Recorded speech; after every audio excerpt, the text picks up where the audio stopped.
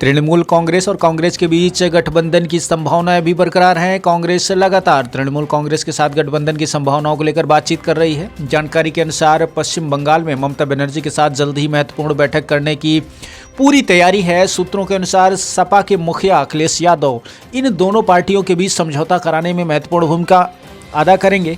अनुमान ये लगाया जा रहा है कि इंडिया गठबंधन में उत्तर भारत की जिन पार्टियों के साथ सीट शेयरिंग के फार्मूले पर पेच फंसा है, वहां पर अभी भी गठबंधन के बरकरार रहने की संभावनाएं हैं।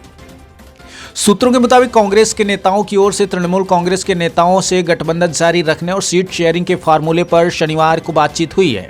इस बातचीत को आगे बढ़ाने वाली टीम में एक महत्वपूर्ण सदस्य ने बताया कि दोनों पार्टियां गठबंधन और सीट शेयरिंग के फार्मूले पर तैयार हैं। हालांकि कुछ मामलों को लेकर दोनों में अभी भी मतभेद है। सूत्रों के अनुसार समाजवादी पार्टी के मुखिया अखिलेश यादव ममता बनर्जी और कांग्रेस के बीच सुलह का एक प्रमुख जरिया बनेंगे। गठबंधन में शामिल एक प्रमुख दल के वरिष्ठ नेता बताते हैं कि अखिलेश यादव और ममता बनर्जी की जो केमिस्ट्री है, उसमें वो सकारात्मक भूमिका के साथ गठबंधन को मजबूत करने के लिए आगे आ सकते हैं। इसी बीच समाजवादी पार्टी ने कांग्रेस को यूपी में 11 सीटें दी हैं ताकि जो लोकसभा का चुनाव होने वाला है उसमें आसानी हो और दोनों पार्टियां मिलकर चुनाव लड़ें। उससे इस बात की संभावना बनी है कि अन्य राज्यों में भी कांग्रेस की ओर से सीटों को लेकर ज़्यादा दबाव नहीं होगा। सूत्रों के मुताबिक उत्तर प्रदेश में जिस तरह से कांग्रेस को समाजवादी पार्टी की ओर से सीटें दी गई हैं, उससे अन्य राज्यों में भी सीटों के बंटवारे पर बेहतर सामंजस्य बना हुआ दिख रहा है। गठबंधन के वरिष्ठ नेता बताते हैं कि पश्चिम बंगाल में सीटों को लेकर ममता बनर्जी के साथ कोई भी पेच फंसा नहीं है। उनका कहना है कि यहां पर कांग्रेस पार्टी और तृणमूल कांग्रेस के नेताओं के बीच मतभेद हैं, जिनको लेकर ममता बनर्जी से नाराजगी जाहिर की गई है।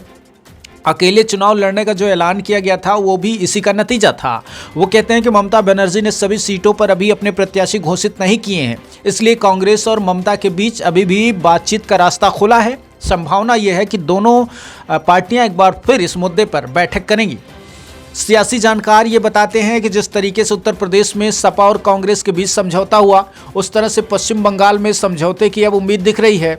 जानकारों के अनुसार जिस तरीके से अखिलेश यादव गठबंधन की मजबूती को लेकर लगातार बयान देते आए हैं, उससे माना यही जा रहा है कि अखिलेश यादव गठबंधन को जोड़ने में महत्वपूर्ण भूमिका निभाएंगे। उन्होंने कहा है कि गठबंधन समूह मजबूत है और जीत के आधार पर ही सीटों का बंटवारा होगा। गठबंधन समूह में पहली बार दो प्रमुख और बड़े पार्टी सपा और कांग्रेस के बीच सीटों का जो बंटवारा हुआ है, उससे अब साफ तौर पर इशारा हो रहा है कि पश्चिम बंगाल में भी इसी तर्ज पर कुछ खास होने वाला है। जानकारी के अनुसार कांग्रेस और टीएमसी के नेताओं की शनिवार को गठबंधन को लेकर बातचीत हुई है।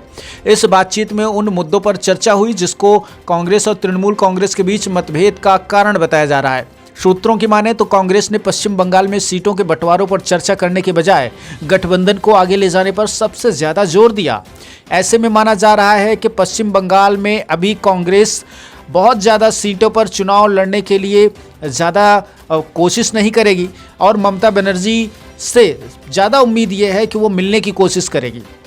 कांग्रेस पार्टी के वरिष्ठ नेता बताते हैं कि अगर ममता बनर्जी किसी कारण से नाराज हैं तो उनको मनाया जाएगा। कांग्रेस पार्टी के राष्ट्रीय महासचिव जयराम रमेश कहते हैं कि ममता बनर्जी के बगैर विपक्षी गठबंधन इंडिया की कल्पना नहीं हो सकती। उन्होंने कहा है कि लोकसभा के चुनाव में इंडिया गठबंधन एकजुट होकर चुनाव लड़ने वाला है। ममता बनर्जी उनके साथ पश्चिम बंगाल में मिलकर चुनाव लड़ेंगी।